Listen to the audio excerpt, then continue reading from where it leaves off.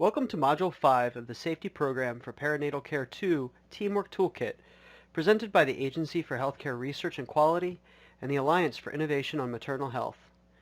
In this module, we will focus on providing support for patients, yourself, and your team members through the use of an assertion strategy known as the two-challenge rule.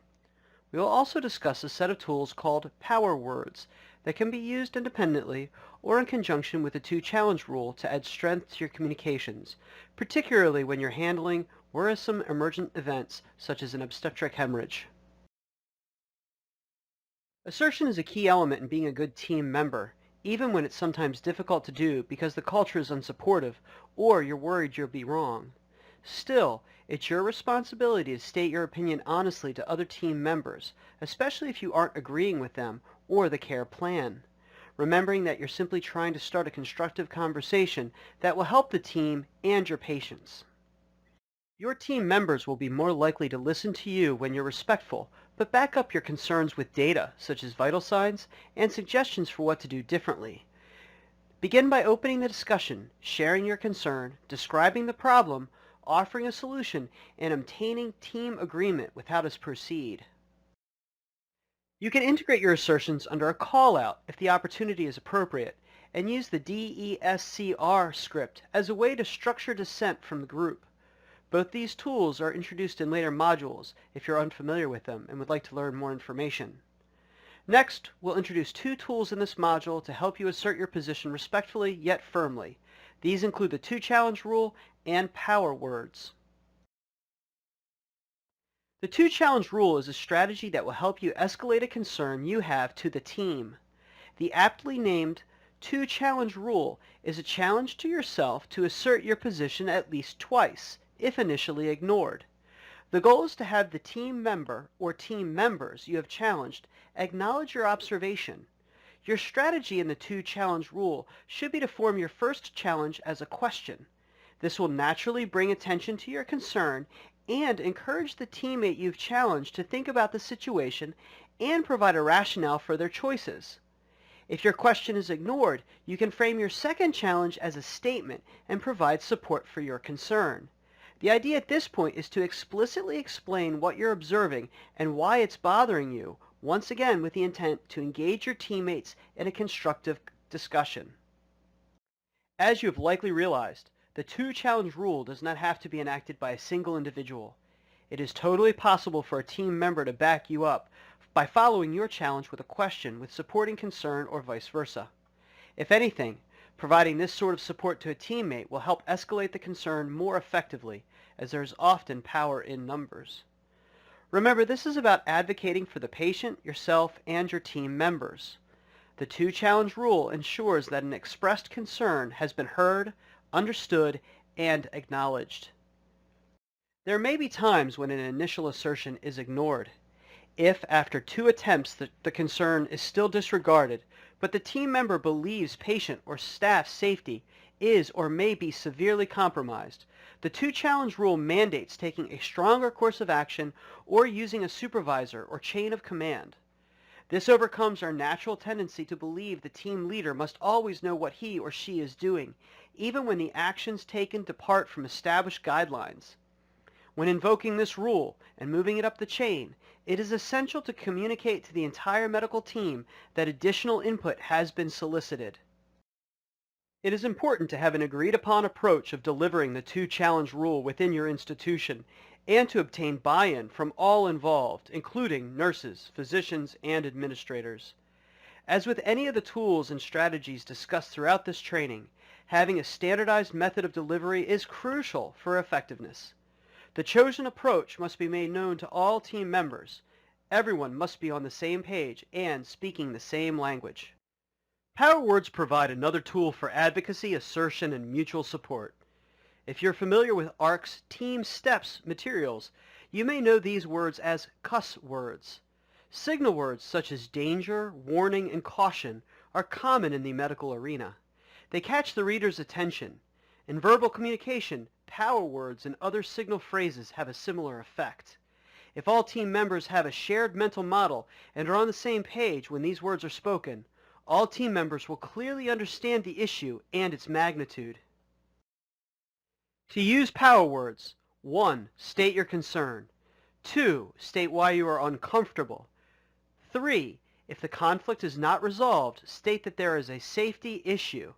Discuss in what way the concern is related to safety. If the safety issue is not acknowledged, a supervisor should be notified. If these words feel too strong for the present situation or are becoming a bit overused in your work setting, other phrases you could consider incorporating into your lexicon include, I would like some clarity about, and would you like some assistance? Of course, you can always find other ways to draw attention to your observations, but these power words are a nice option for your toolkit and pair well with second challenges when you're leveraging the two-challenge rule. You should also consider giving each patient and family member you care for explicit permission to participate in discussions of her care. Many patients and family members may feel deference to the experience and expertise of their care team. While you certainly have more clinical knowledge in most cases, the patient and family members will typically have a greater understanding and knowledge of their own health history and what feels normal for them. In other words, they are the experts about themselves and may know important information relevant to their case. Patients might be instructed to use the same power words we just described. That is, you might suggest that they state when they are feeling concerned, uncomfortable, or worried about their safety. Additionally, you can instruct your patients that if they are feeling unheard, they can say, I would like it noted on my chart that... Often this request will get the attention of providers when other mechanisms fail. The two-challenge rule and power words can be considered and leveraged at every stage of the 4Rs framework. When working on readiness, ask what parameter your organization has set in the escalation plan for what to do when the two-challenge rule has been used and ignored more than once. If no such plans currently exist, ask what would seem appropriate in the case of obstetric hemorrhage. At the recognition stage, during assessment of hemorrhage risk, use an assertive statement, possibly in conjunction with a call-out which you've learned about in Module 2, when there's a concern for hemorrhage risk. Follow up using a two-challenge rule if the initial assertion is ignored or brushed off, and incorporate power words to strengthen your assertion. In the response stage, you might find that the two-challenge rule, power words, and call-outs may also be useful when actively managing the third stage of labor to clarify the care plan when a provider believes the patient is at risk of clinical worsening. Key vital signs need to be included, along with protocol. Finally, in the reporting stage, these strategies and tools may be useful during problem-solving discussions, such as debriefs, which you will learn about in Module 6, to communicate and resolve differing opinions. Here we will delve into a clinical scene relating back to our original postpartum hemorrhage master scenario. We enter into the scenario just as Allison, the bedside nurse, has asked the charge nurse, Tanya, to notify the obstetrician, Dr. Sonntag, that their patient, Miss Williams, is bleeding. We enter the scene just as Tanya has reached Dr. Sonntag. Observe how Tanya uses the two-challenge rule to assert her position and concerns.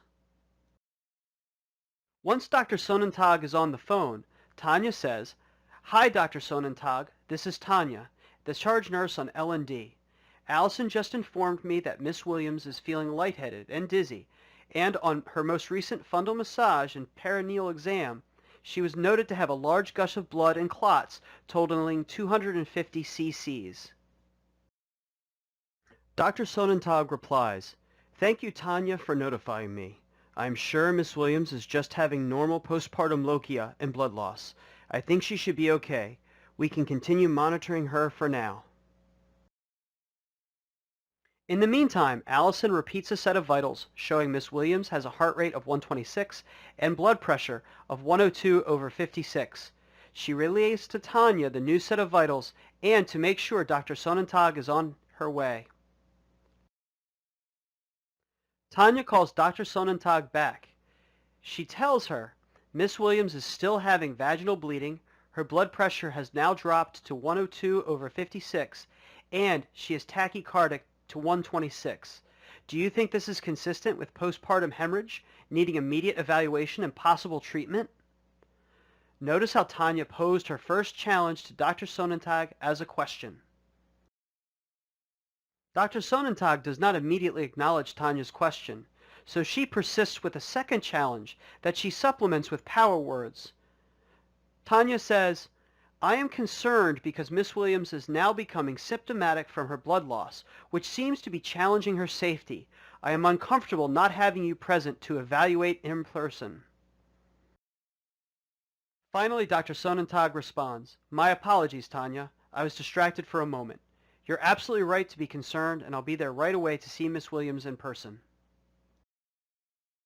To wrap up, you have a responsibility and a right to assert your opinion and concerns to your fellow team members, but you also have a responsibility to recognize your fellow team members' assertions. In this spirit, the two-challenge rule challenges you to assert your position at least twice, first as a question and then as a statement with additional information to back up your concern. You may choose to adopt power words to really draw attention to your concerns and frame your assertions using the DESCR script to explain your stance. Note, see Module 7 for more information on the DESCR script.